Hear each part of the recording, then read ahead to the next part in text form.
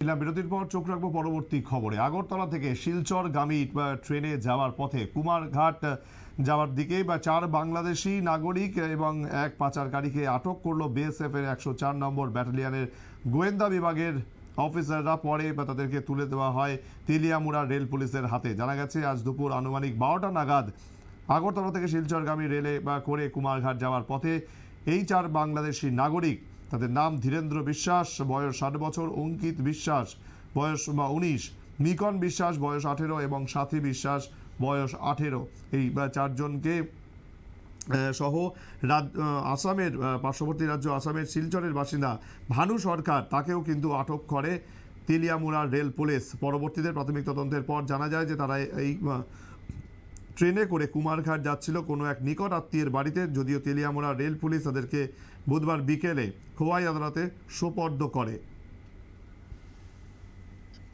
তাদেরকে দেখে মোট 4জন বাংলাদেশি, একজন ইন্ডিয়ান টাউর, যিনি তাদেরকে সাহায্য করে ভারতে আসতে সাহায্য করেছিলেন। ওনার নাম হলো ভানু সরকার, বাড়ি শিলচর। বাংলাদেশিদের নাম বাংলাদেশি হইলো, একজনের নাম হলো ধীরেন্দ্র বিশ্বাস এবং তার এক ছেলে নাম হলো অনিক বিশ্বাস, আর এক মেয়ে নাম হলো সাথী বিশ্বাস। আরেকজন একই গ্রামের আরেকজন হলো মিকন বিশ্বাস। এরা গতকাল রাত্র প্রায় 2টার দিকে বাংলা বর্ডার অতিক্রম করে ইন্ডিয়াতে প্রবেশ করে তারা জিজ্ঞাসাবাদে তারা বলেছে যে কি কয় সিঙ্গিচড়া খোয়াই ডিস্ট্রিক্টের একটা জায়গার নাম, ওই দিক দিয়ে তারা বর্ডার ক্রস করে ইন্ডিয়াতে আসে। আর আজকে তারা কুমারঘাটে নাকি তাদের একটা আত্মীয় আছে, ওইখানে যাওয়ার উদ্দেশ্যে তারা তেলিয়ামুড়া রেল স্টেশনে আসে। এরপরে আমরা ডিউটি চলাকালীন তাদেরকে দেখার পর তাদেরকে জিজ্ঞাসাবাদ করাতে তাদের সঙ্গে কোনো বৈধ কোনো কাগজপত্র ছিল না।